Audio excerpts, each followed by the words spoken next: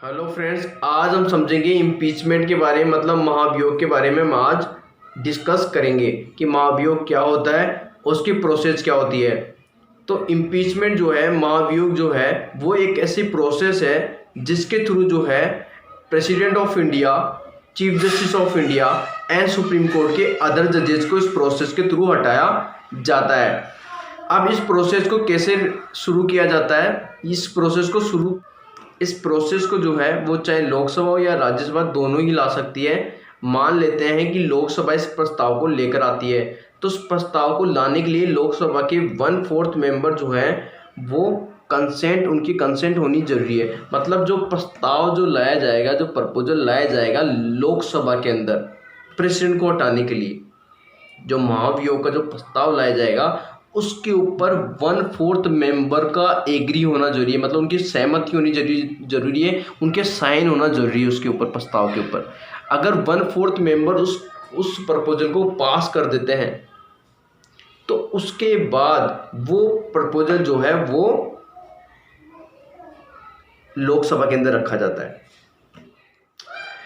Proposal रखने के बाद एक नोटिस भेजा जाता है प्रेसिडेंट को 14 डेज का। प्रेसिडेंट के पास 14 डेज का टाइम पीरियड होता है कि वो अपना उनके ऊपर जो चार्जेस लगाया गए इम्पीचमेंट प्रोसेस, उसके लिए वो अपने एविडेंस इकट्ठे कर सके, जो भी है वो अपनी प्रोसेस उनको पता चल सके कि उनके जो अगेंस्ट जो है वो पार्लियामेंट के अंदर, लोकसभा के अंदर जो है वो इम्पीचमेंट की प्रोसेस लाई गई है, ताकि उनके पता रहे। इसके बाद 14 डेज के बाद जो है फिर उस प्रपोजल के ऊपर जो है डिस्कशन शुरू किया जाता है। तो लोकसभा 14 डेज के बाद उसके ऊपर डिस्कस करेगी उस प्रपोजल के ऊपर कि राष्ट्रपति जो है, प्रेसिडेंट जो है, उनको हटाया जाना है नहीं। अगर लोकसभा उस प्रपोजल को पास कर देते हैं, अगर लोकसभा के 2/3 मेंबर उस प्रपोजल को पास कर देते हैं तो वो प्रपोजल जो है फिर जाता है राज्यसभा के पास। अब राज्यसभा के पास दो ऑप्शन है, या तो वो एक कमेटी अपॉइंट कर दे और उस कमेटी को वर्क दे दे कि हाँ वो पता लगाए कि जो चार्जेस उन प्रेसिडेंट के ऊपर लगाए गए हैं वो सही है या नहीं, या फिर वो खुद डिस्कस करके उस प्रपोजल को पास कर दे।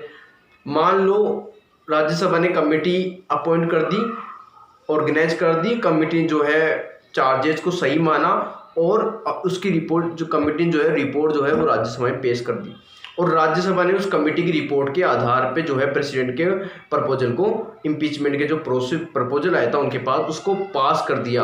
तो जिस समय वो प्रपोजल पास किया गया था तभी से माना जाएगा कि प्रेसिडेंट को हटा दिया जाता है। तो ये है प्रोसेस इम्पीचमेंट की। हटाने के लिए 2/3 मेजोरिटी जरूरी है प्रपोजल को दोनों हाउसेज से। अब प्रेसिडेंट को हटाया क्यों जाता है?